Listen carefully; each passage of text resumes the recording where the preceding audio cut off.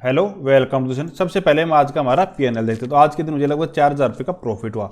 एक ट्रेड के अंदर मुझे लगभग 3700 रुपये के आसपास का लॉस हुआ था। दूसरे के अंदर मुझे लगभग 8,000 रुपये के आसपास का प्रॉफिट हुआ। अभी चलो मैं आपको मेरी ऑर्डर विंडो आज की यहाँ पे दिखा देता हूँ। तो ये मेरी आज की कंप्लीट ऑर्डर विंडो है। अब चलो हम चलते हैं चार्ट के ऊपर और कल के दिन हम कैसे काम कर सकते हैं वो देखते हैं मंडे के दिन के हिसाब से। तो आज के दिन का हमारा डिस्कशन यही था कि कॉल की साइड में हमें ट्रेड का प्लान नहीं करना है। तो दूसरा यहाँ पे देखो हमने एक बार ट्रेप भी किया। यहाँ पे देखो कितना अच्छा ब्रेकआउट यहाँ पे रेंज का दिया था, लेकिन हमारा डिस्कशन ये था कि कॉल में हमें ट्रेड ही नहीं लेनी है। तो यहाँ पे अगर जिसने भी ट्रेड लिया होगा वो फंसा ही होगा। और कितना शार्पली यहाँ से नीचे की साइड में आया है और अच्छा खासा यहाँ पे मतलब जो ऑप्शन यहाँ पे जिसने बाई किया होगा 200 के आसपास की जो भी कॉल को, वो 5 मिनट के अंदर ही 50 के ऊपर आके रुक गई। तो 150 पॉइंट का ऐसा बहुत ही जल्दी आया। तो जो मतलब लगभग 70% कैपिटल एक 5 मिनट के अंदर ही अपनी यहाँ पे खो दी। तो ऐसे जिसने भी ट्रेड की उससे आज के दिन बहुत बड़ा लॉस हुआ होगा। दूसरा हमारा डिस्कशन था कि यहाँ पे अगर पुट को नीचे की साइड में ब्रेक करेगा तो हम यहाँ पे पुट की पोजीशन को ट्राई करेंगे। तो यहाँ पे भी हमें एक बार ट्रेप किया, यहाँ पे एक बार नीचे की साइड में ब्रेक डाउन दिया, फिर वापस इसी रेंज के अंदर चला गया। लेकिन सेकेंड हाफ के अंदर जब इसको ब्रेक किया तो बहुत अच्छा यहाँ पे टारगेट दिया। ये ट्रेड मैंने सेंसेक्स के अंदर मेरे चैनल के ऊपर भी दी थी, व्हाट्सएप चैनल के ऊपर भी, कि जब इस रेंज को ब्रेक कर रहा था तो वहाँ पे बिल्कुल अच्छा यहाँ पे पैटर्न बना के आया नीचे और एक अच्छा टारगेट यहाँ पे दिया। अभी हम देखते हैं इसका पहले तो वीकली एनालिसिस करेंगे, उसके बाद में डेली के हिसाब से हम देखेंगे कैसे काम कर सकते हैं। तो सबसे पहले हम वीकली चार्ट यहाँ पे कर लेते हैं। तो यहाँ पे हम देखेंगे वीकली चार्ट के हिसाब से निफ्टी के अंदर एक बहुत ही नेगेटिव प्राइस एक्शन यहाँ पे बन रहा है। क्योंकि इससे पहले हम देखेंगे तो स्विंग ऐसे बन रहे थे, हायर हाई ऐसे इस तरीके से मार्केट चल रहा था। लेकिन अभी किस हिसाब से चल रहा है, यहाँ पे कितनी बड़ी सेलिंग यहाँ पे आई थी, फिर उसके बाद में फर्स्ट पुल बैक आया, फिर वापस नीचे। अगर इसको यहाँ से नीचे आना है तो इसको अगर ब्रेक कर देगा तो अगले 1-2 वीक यहाँ पे होल्ड करके वापस से एक नीचे की साइड में बड़ी कैंडल यहाँ पे बना सकता है। ये चांसेस बहुत कम है। जैसे ये कैंडल बन गई तो अगले वीक की कैंडल भी ऐसी एक और बन जाए, इतनी बड़ी कैंडल बन जाए, तो ये चांसेस तो बहुत ही कम हमें लग रहे हैं अभी। तभी चांसेस ये हैं कि यहाँ तक भी आ सकता है। जो हमारा लेवल है 22,800 का, तो 22,800 के आसपास तक भी यहाँ पे निफ्टी नेक्स्ट वीक, सॉरी 22,800 नहीं 23,200 के आसपास भी यहाँ पे निफ्टी में देखने को बहुत जल्दी यहाँ पे मिल सकती है। तो फिर यहाँ पे थोड़ा वोलेटाइल रह सकती है। तो बड़े टारगेट के लिए हमें नहीं तो कॉल लेनी है एक बार, नहीं पुट को लेना है। अगर पुट को लेना भी है तो इस स्विंग से नीचे एक दिन का क्लोज कर दे कैंडल, उसके बाद में हम बड़े टारगेट के लिए देख सकते हैं कि फिर और भी बड़ा आ जाएगा। क्योंकि ये यहाँ पे स्विंग बना रहा है तो इसको स्विंग को ब्रेक नहीं करता जब तक नेगेटिव हम ज़्यादा इसके अंदर नहीं हो रहे हैं।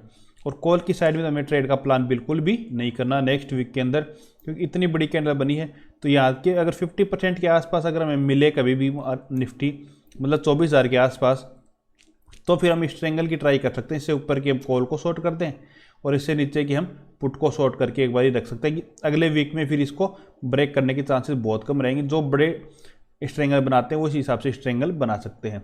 अभी चलो मंडे के हिसाब से देखते हैं कि मंडे के हिसाब से हम काम कैसे कर सकते हैं। तो मंडे के हिसाब से पहला डिस्कशन तो हमारा यही रहेगा कि हमें कॉल की ट्राई नहीं करनी है। मार्केट चाहे कितना भी ऊपर चला जाए, जब तक 24,000 को ब्रेक नहीं करता है हमें कॉल की ट्राई बिल्कुल भी नहीं करनी है। दूसरा, अगर इस लेवल के आसपास मिलता है हमें कल के दिन, मतलब 23,850 के आसपास अगर हमें मिलेगा तो यहाँ पे हमें पुट की ट्राई करनी है, अगर गैप अप ओपन हो जाता है तो। दूसरा, अगर फ्लैट ओपन होता है तो फिर कंटिन्यूस में हम ट्रेड करेंगे। कल के दिन हम ये भी नहीं वेट करेंगे कि जैसे आज के दिन ये हुआ था ना कि मतलब नीचे साइड में ब्रेक किया फिर अप साइड में चला गया, तो ऐसा एक बार ही हो चुका है। तो कल के दिन बहुत कम चांसेस रहेंगे हमारे कि ऐसा ही हो, यहाँ से कंटिन्यूस में नीचे की साइड में सेलिंग आने के चांसेस पूरे हमारे रहेंगे। तो आपको कल के दिन यही वेट नहीं करना है कि यहाँ पे ऐसा आए फिर हम ट्राई करेंगे, तो ये वेट बिल्कुल भी ना करें। दूसरा, गैप डाउन ओपन हो जाता है।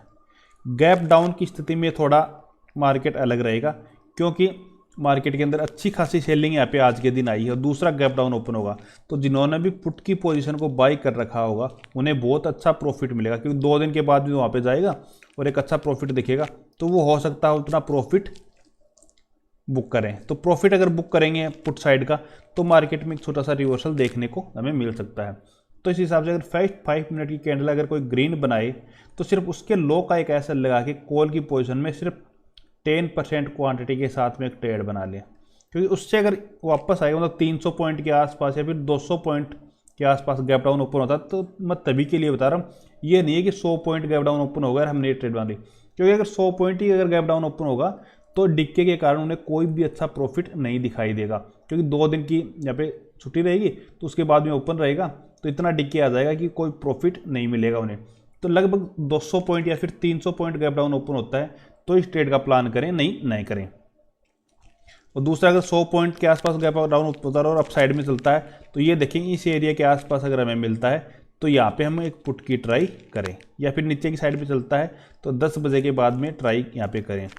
23,500 एक राउंड लेवल है, तो 23,500 थोड़ा राउंड लेवल के हिसाब से ही इसको ट्रेड का प्लान करेगी। रेंज को भी यहाँ पे एक दिन रेंज ऐसी जो रेंज यहाँ पे बनी थी 24,000 के आसपास, ये वापस से रेंज बना सकता है, क्योंकि आज के दिन मूवमेंट ये आ चुका है तो मंडे के दिन रेंज भी बना सकता है। तो इस हिसाब से आप प्लान कर सकते हैं। Okay, thank you.